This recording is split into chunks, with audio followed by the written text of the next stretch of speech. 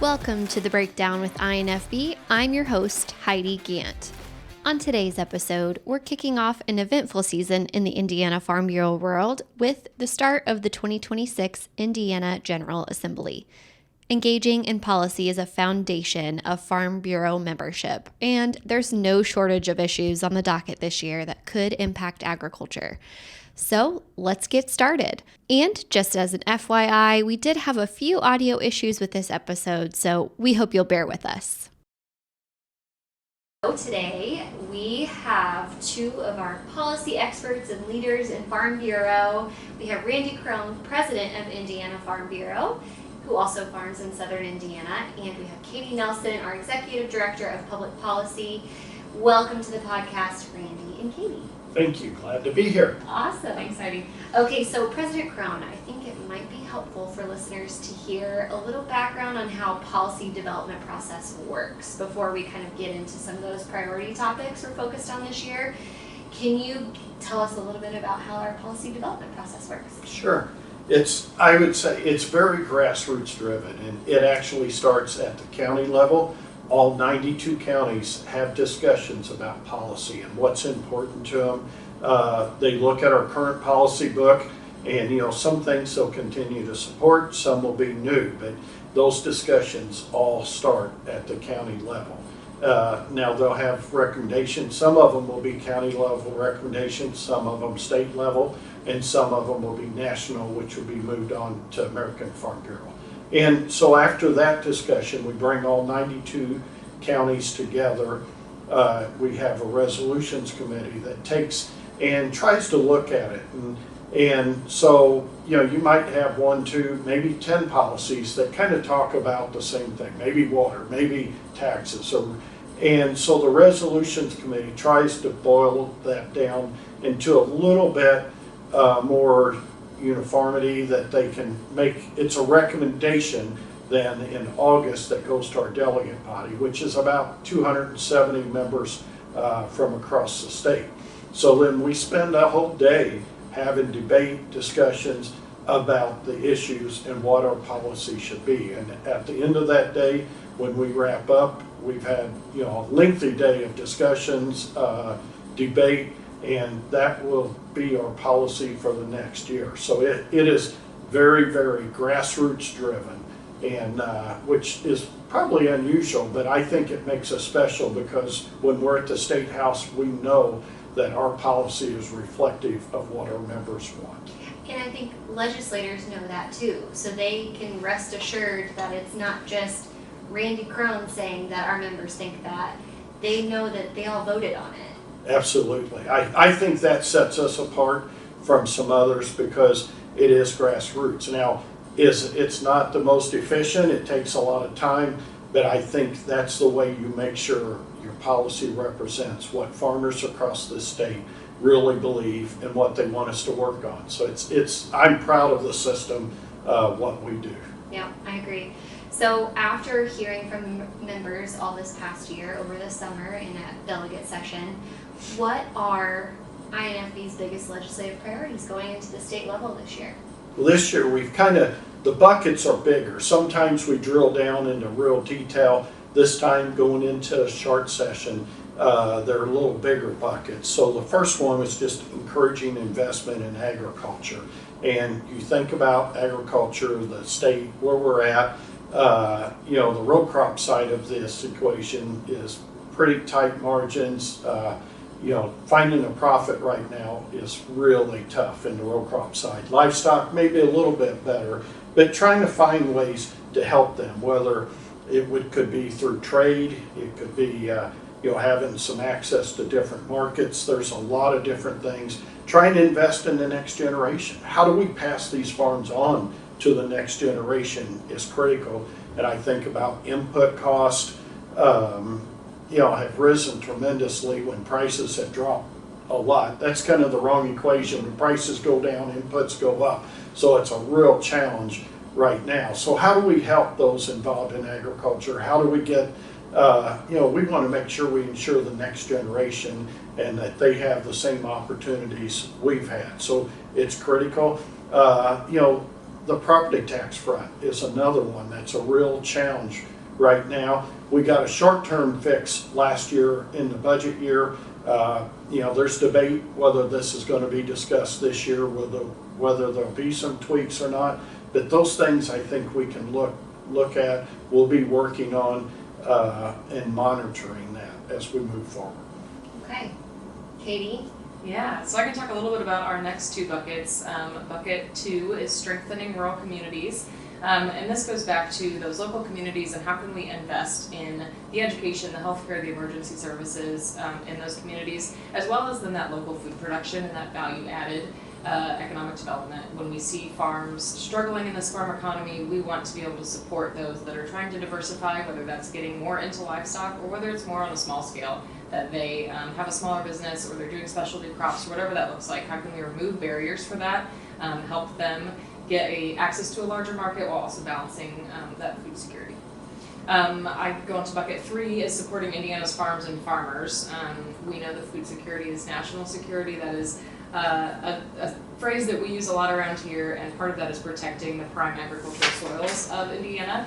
ISDA did a study a couple years ago about the inventory of lost farmland, where they found that Indiana as a state had lost 350,000 acres from 2010 to 2022, and that is not a small number and not something that we should take lightly. So as a membership organization, our members are focused on preserving that farmland, and so when we're citing projects, especially renewable energy projects, we should be thinking carefully about where we put those, while also balancing property rights and local control. It's all a balancing act when it comes to development. Also, go ahead. I just say some of this, this was where probably the water policy comes in. Yeah. And what do we do? How can we help? Last year we had some victories. We protected agriculture a bit, because before that residential wells were protected but nobody else. Basically whoever drew it out the fastest got it, and now there's some protections. But there's probably some tweaks as we move forward.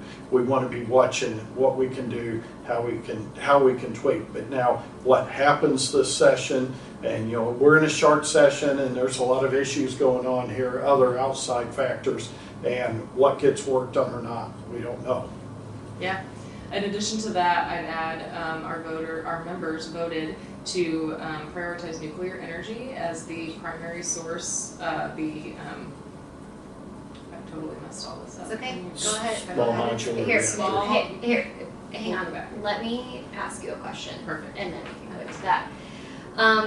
And Katie, I know energy affordability is very important. I know there's some hot topics, hot discussions about different forms of energy. What did Farm Bureau members have to say about that? Yeah, our members said that they wanted nuclear energy to be the preferred source of energy over things like renewable energy, particularly if we could site those on existing or decommissioned coal plants. We think that would be a great place to put these, and we know that nuclear is a few years out. It's not something that we're going to be able to turn on tomorrow, but it's something that the state needs to be looking into and investing into and planning for going into the future. I think our members said it made sense. Putting nuclear on existing coal-fired plant where they're being decommissioned now makes sense, because you've got the infrastructure, you've got the high voltage lines, and they could put those nuclear facilities there. And I think, a lot of times you say nuclear and people's hair catches on fire and everything, but we've come a long way, and these are smaller facilities, and we've run submarines and other things for a lot of years on nuclear reactors. So our members have realized that and think they would prefer that over covering up a lot of farmland with solar. So I think it's pretty important. Another one that we had a lot of discussion about on our delegate floor was drones. And private property rights versus airspace, and a lot of issues around this. But in the northeast part of the state, there was a lot of drones that were flying around. I don't know if they've ever identified where they came from or whose they were, but when it just comes to controlling diseases on some of these livestock farms, I would say they want it on all farms, but especially livestock facilities. I was with a gentleman here a few weeks ago with a dairy farm, and while he was in his freestall barn, he said a drone flew through his barn and no clue whose it was or what. And to me, those are issues because the controlling the diseases, making sure things, farmers are pretty detailed on that, and livestock barns, all of that. And so having those issues and what happens with the drones, where they can be flown and where they can't, is very critical on farms. Yeah, and I know one of you mentioned it is a short session. So considering a short session, it sounds like that's why we have such broad buckets, is because we don't really know what's going to happen. So kind of talk about that, Katie. What does that mean? Great question, Heidi. So just like our farmers are facing uncertainty, I think we're having some uncertainty about what legislative session might bring, a little more so than usual this year. So we've got a short session. That means they can't open up the budget. It's a non-budget year. And so it's hard to look out and forecast what session might bring, but we're trying to really prioritize the issues that our members care about, and I think there'll be some opportunities to get some wins on some of this, especially when it comes to things like drones, so food policy, hopefully, and certainly if there's an opportunity for some tweaks to property taxes, our team will be right there with some proposed solutions. And I think it's important too. A lot of times we focus on what we get passed because that's what we know and we call that a victory.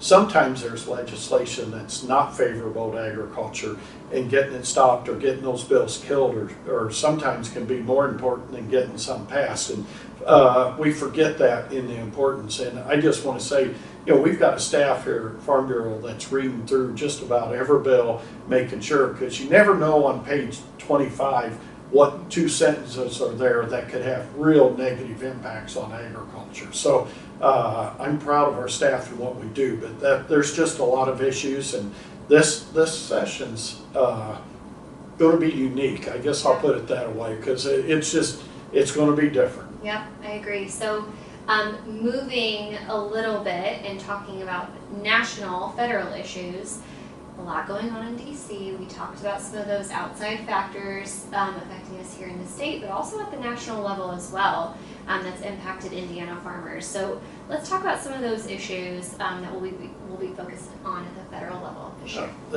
There are a lot of issues out there. Probably the first one comes to mind. We already touched on the profitability or lack of profit in agriculture right now is trade, because we grow a lot more products here in this country than we're going to use domestically. We have to have markets, exports, and trying to get those. I know President Trump's working on some agreements with China and some others. What we want is to make sure it's fair trade, that what they're doing, but also they have to be enforceable, because sometimes it seems like they make promises, we're going to purchase certain things, and then they don't follow through. So finding new markets and new uses. And on the new uses, it's not, I wouldn't say a new use, but just going to E15 that's a lot more domestic use of corn, could be a real boost. And the vast majority of cars can run E15 with no problem, and that would be a big user of corn and be a big win for those of us that are in the row crop industry. A lot of discussion around inputs and where they come from and the price and consolidation around that, and is it a free market? When there's only two, maybe three that are on the suppliers of most of our inputs, whether it's nitrogen, P or K, any of those, and trying to figure that out. You can even take that to the seed industry. There's not many players left anymore. Consolidation has made it very, very few. And so trying to look at that and analyze what impact does that have and how can we help that. But those issues are going to be really important. And probably the last one, a lot of discussion is with the lack of profitability, some type of a bridge payment that would help farmers, till we get some trade, till we get things turned around here, so that we can keep everybody in farming. And I worry about going forward. I hate to refer back to the 80s, but we lost a whole generation of farmers really that didn't want to come back to the farm. And I want to make sure we don't get in that same situation. And I think we're getting close to that, that you're going to see a lot of young ones say there's better opportunities other places. So we've got to do things. The bridge payments, trying to help farmers stay afloat and hopefully get to a little better times, and hopefully that encourages the young farmers to come back to the farm. Yeah. And Katie, I'm just also thinking in 2026, midterm elections are a pretty big deal too. To kind of talk about the importance of having ag-friendly candidates in office. Absolutely. Yeah. We are approaching, we've got an election year here in 2026, and our Ag Elect Political Action Committee is there to help support those ag-friendly candidates. So it's important to our State House team when we're in session for us to be able to rely on candidates who understand and want to support rural Indiana and our members. And so through the endorsement process, we work to identify those at the local level and then go on to support them through our political action committee, because then we can hopefully rely on them for votes or for them to not vote on something. Like Randy talked about, it's almost more important that they are willing to stand up for issues and stop that legislation from going through than sometimes it is to push legislation forward. And I would just say, I think we're pretty fortunate in Indiana as a whole. We have an ag-friendly legislature, and that could change pretty quick. I know some of my counterparts in other states that I think are pretty big agriculture states really struggle in their state house, and that makes me pause sometimes and realize how fortunate we are. But it also reminds me it could change pretty quick, so we can't take that for granted. Agriculture needs to get out, do their research, and make sure we elect ones that are going to be supportive of agriculture in our rural communities. Yeah, so President Kron, talk about how members can get involved then this year. What is your ask of our members as we go into this legislative session? Well, there's no doubt, there's no shortage of issues, and what I would encourage is our members to, one, get informed. We've got a lot of information here at Farm Bureau we can share with you, understand the issues, but talk to candidates, build relationships. I think it's critical. Building those relationships with legislators are critical, because you don't want to be talking to them for the first time and asking them to vote for or against something. They need to know who you are. You need to be a trusted resource. So when you do that and you build that relationship, and then you call them and say, hey, Bill, XYZ is good for agriculture, this is why. They know you, they trust you, and they're more likely to support it. So you got to be an advocate. You need to show up, whether it's, I call them third house, Cracker Barrels, whatever you want to call them. There's usually meetings in your districts when they're in session. Go to those. Come to the State House. You'd be surprised how few people actually show up at the State House and talk about these issues and let legislators know. And I like to joke, well, sometimes Farm Bureau has a fairly good turnout, and I'll have legislators say, oh, it's this Farm Bureau Day at the State House. I'm like, every day is Farm Bureau Day at the State House. Right. We need members there every day talking about agriculture and making sure they understand the issues. So I would just say, please get out, learn the issues, and be an advocate and build relationships. President Kron, I'll add, if you've never been to the State House, this is a year to come. We've got our staff there to help walk you through this, to talk you through the issues that are important, to help you get to legislator offices and to prepare you for the day. It's fun. We have a beautiful State House. If you haven't seen it, come visit it. Come hang out with our team for a day. And talk about what your staff, Katie, can help keep people informed about. If people want more information about the legislation or issues that we are talking about at the State House, where can people go for that information? Yeah, lots of different ways to keep apprised of what's going on. So we have our website, infb.org. It just got a refresh this last fall, and it's beautiful, so go check that out. We also have the dispatch that goes out weekly that'll have some information on Friday afternoons. And then our Friday Zoom calls, which if you've been around for a little while, you've probably heard us do those. We will continue to do those on Fridays at noon. So if you are not on that list and want to be on that list, please let somebody on staff know. We'll also be sending out a summary of things on Mondays, I believe, with some more detailed information that will start a few weeks into session when we have bill numbers and things like that. Yeah, so exciting time to be a Farm Bureau member, and as they both said, we really need participation from our members this legislative session and all year round. But thank you both for joining me today and talking about our legislative priorities. I'm sure you will see their faces a lot more in the coming months. But again, talk to your legislators, get to the State House, learn about the issues that impact agriculture. Thank you both. Appreciate it. Thank you. Thanks, Heidi. If you enjoyed our conversation today, make sure to subscribe to The Breakdown with INFB and even rate and review us to let us know how we're doing. For more information, visit www.infb.org/podcast.